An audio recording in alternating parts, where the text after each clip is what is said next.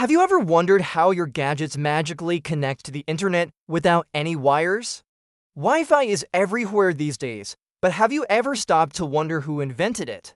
Well, if you're like most people, your answer might be Steve Jobs or Bill Gates, but neither of them actually invented Wi-Fi. Born in Vienna in 1914, Hedy became an overnight sensation when she starred in the controversial 1930 film Ecstasy. As she herself would later admit, being considered a sex symbol could be tiresome. That is why she was always looking for ways to escape the public eye and pursue her other passions, like music and engineering. Although thousands of miles away, Hedy was deeply affected by the conflict. She watched as European cities were bombed and realized that something had to be done. Hedy and George knew that they needed to get their idea into the hands of the military as quickly as possible. Instead of taking their invention seriously, the officers began to poke fun at Hedy, and Hedy and George lost hope that their invention would ever be used. She appeared in some of the most iconic films of the era, including A Star is Born and Dishonored Lady, but behind the scenes, she never forgot about her invention or the role she played in developing it.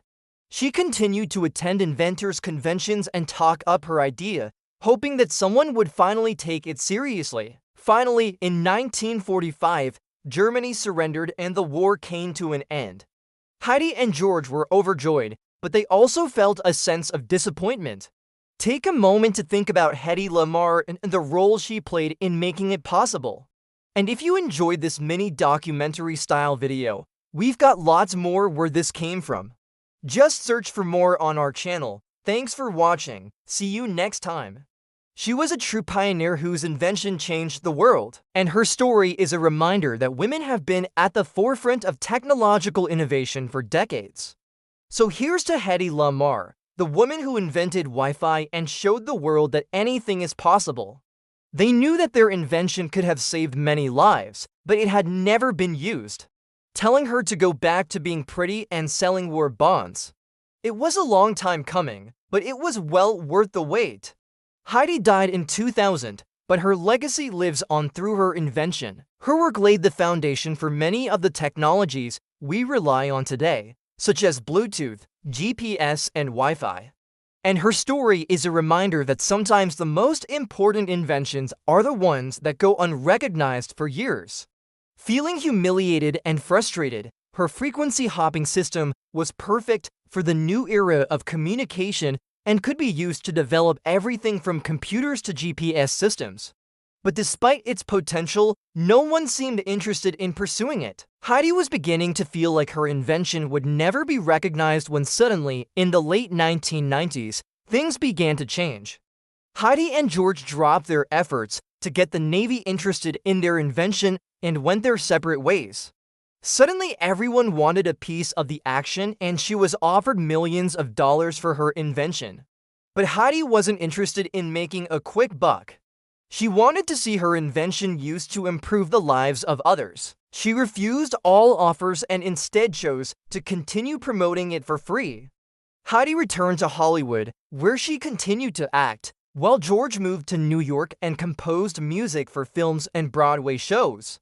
Throughout the war, they kept in touch and discussed ways to revive their invention, but nothing came of it. So they filed a patent for their invention, which they called Secret Signaling System. The US military was intrigued by the idea, but ultimately decided not to pursue it. They felt that it was too complicated and expensive to implement, and instead focused on other methods of communication. However, this didn't discourage Hedy and George. They continued to refine their invention and eventually presented it to the US Navy. This time, they were even more determined to make an impact. So when she heard about a secret meeting being held at the French consulate in Hollywood to discuss ways to help the Allies, she attended. It was there that she met composer George Andhau, who had recently been rejected by the US military for a project he proposed that would make tanks invisible to radar. But Hedy saw an opportunity to use her unique background and skills to make a difference. She suggested that they work together to come up with a solution to the military's problem, and the two quickly got to work. One thing you may not have known about Hedy is that she was a gifted pianist. At first, they weren't sure where to start, but eventually Hedy hit upon a solution that could help Allied forces win the war. They developed a system that would allow submarines and torpedoes to change frequencies so that Nazi Germany could jam their signals. This innovation would have a major impact on the outcome of the war, but it wouldn't be recognized until decades later. She learned to play the piano when she was just 4 years old and spent many hours composing music. But Hedy never pursued a career in music because her father discouraged it. He thought that being a musician wasn't a respectable profession for a woman. Instead, he wanted her to follow in his footsteps and become a diplomat. But fate had other plans for Hedy. The movie dealt with the topic of female orgasm, which was unheard of at the time. Despite being only 16 years old, she took the lead role and shocked audiences with her performance. After the film premiered, Hedy's career skyrocketed and she became one of the most sought-after actresses in Europe. In fact, the person who came up with its core idea remains largely unknown. Meet Hedy Lamarr, a Hollywood bombshell whose invention paved the way for modern communication. Today, we Lines uncover the secret history of Wi-Fi and discover why Hedy's name has been lost to time. But first, let's start at the beginning. During the golden age of Hollywood, Hedwig Eva Maria Kiesler, better known as Hedy Lamarr, was famous for her roles in movies like Samson and Delilah and Algiers. But behind the glamorous facade, Hedy was far from satisfied with her life as a Hollywood starlet. In 1937, she married an Austrian munitions manufacturer named Friedrich Eisler. Just a year later, when Germany annexed Austria, Friedrich left the country and settled in the United States. Hedy soon followed him, but the couple eventually divorced. Around this time, Hedy began dating a wealthy American businessman named Max Factor Jr., and in 1940, she adopted the stage name of his mother, a Russian actress, Hedwig Lamarr.